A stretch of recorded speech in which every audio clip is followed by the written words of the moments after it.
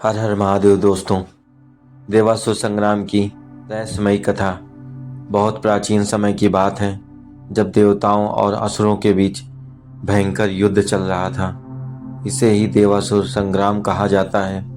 युद्ध इतना भयानक था कि आकाश कांप उठता था, धरती थर्रा जाती थी और समुद्र की लहरें भी भय से उफान मारने लगती थीं। देवताओं की सेना का नेतृत्व देवराज इंद्र कर रहे थे। उनके साथ अग्निदेव, वरुणदेव, वायुदेव और कुबेर जैसे शक्तिशाली देवता भी थे। लेकिन असुरों की सेना भी कम शक्तिशाली नहीं थी। उनका नेतृत्व एक अत्यंत बलशाली असुर कर रहा था, जिसने घोर तपस्या करके कई दिव्य शक्तियां प्राप्त कर ली थीं। युद्ध कई वर्षों तक चलता रहा।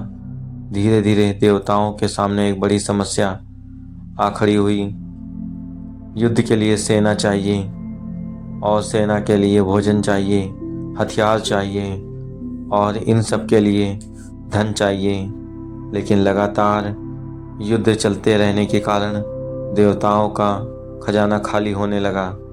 यहाँ तक कि एक दिन ऐसा आया जब देवताओं के पास युद्ध जारी रखने के लिए धन नहीं बचा। देवराज इंद्र बहुत चिंतित हो गए। उन्होंने सभी देवताओं की सभा बुलाई।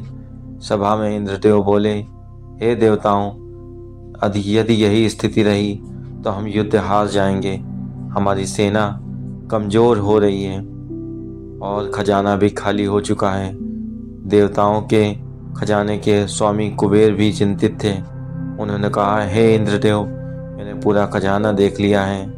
अब हमारे पास युद्ध चलाने के लिए पर्याप्त धन नहीं बचा है। सभा में सन्नाटा छा गया। तभी देवगुरु बृहस्पति ने कहा, जब भी देवताओं पर संकट आता है तब हमें महादेव की शरण में जाना चाहिए। सभी देवताओं ने इस बात को स्वीकार किया। सभी देवता मिलकर कैलाश पर्वत पहुंचे। वहां उन्होंने भगवान शिव और माता पार्वती को प्रणाम किया। देवराज इंद्र ने हाथ जोड़कर कहा, हे महादेव, देवासुर संग्राम में हम पूरी शक्ति से युद्ध कर रहे हैं, लेकिन अब हमारे पास धन समाप्त हो गया है। यदि ऐसा ही रहा तो धर्म की रक्षा करना कठिन हो जाएगा। भगवान शिव मुस्कुराए। उन्होंने कहा, हे देवताओं, जब संसार में धर्म की रक्षा का प्रश्न आता है तो समाधान भी अवश्य मिलता है।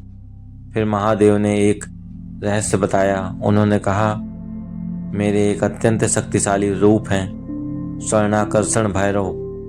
ये भैरव का ऐसा दिव्य स्वरूप जो धन और समृद्धि को आकर्षित करने की शक्ति रखते हैं। देवताओं ने पहले कभी इस रूप के बारे में नहीं सुना था। देवगुरु बृहस्पति ने पूछा, हे महादेव, हम उनकी कृपा कैसे प्राप्त करें? महादेव शिव बोले, तुम सभी मिलकर स्वर्णाकर्षण भैरव की पूजा करो और यह मंत्र जाप करो। फिर महादेव ने मंत्र बताया, ओम स्वर्णाकर्षण भैरवाय नमः। और एक विशेष मंत्र भी बताया, ओम ह्रीं श्रीं क्लीं स्वर्णाकर्षण भैरवाय नमः। महादेव बोले, जो भी श्रद्धा और विश्वास के साथ इस मंत्र का जप करता है तो उसके जीवन में धन, समृद्धि और सौभाग्य का प्रवाह होने लगता है।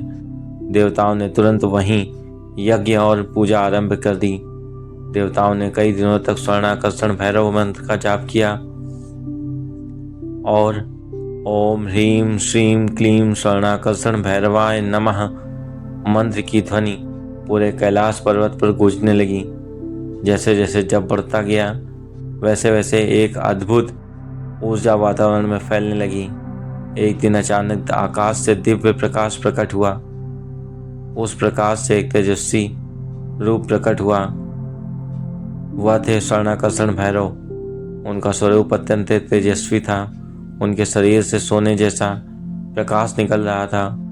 देवताओं ने तुरंत उन्हें प्रणाम किया। स्वर्णाकर्षण भैरव ने कहा, देवताओं, तुम्हें श्रद्धा से मेरा आह्वान किया है, इसलिए मैं तुम्हारी सहायता करने आया हूँ। इतना कहते ही उन्होंने अपना त्रिशूल आकाश की ओर उठाया और अचानक आकाश से स्वर्ण वर्षा होने लगी। सोने के सिक्के, रत्न और धन की वर्षा होने लगी। देवताओं का खजाना फिर से भर गया।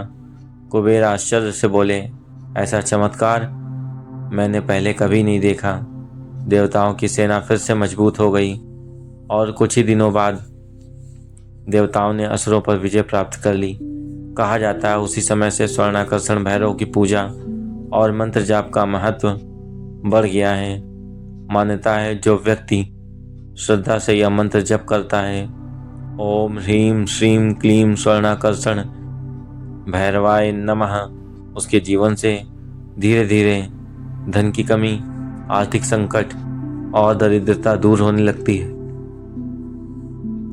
लेकिन एक बात हमेशा याद रखनी चाहिए, मंत्र का प्रभाव तभी होता है जब मन में श्रद्धा, कर्म में ईमानदारी और जीवन में धर्म हो, क्योंकि भैरव केवल धन ही नहीं देते हैं, वे सही मार्ग भी दिखाते हैं। अगर आपको यह कथा अच्छी लगी हो तो वीडियो को लाइक ज़रूर कीजिए और कमेंट में लिखिए,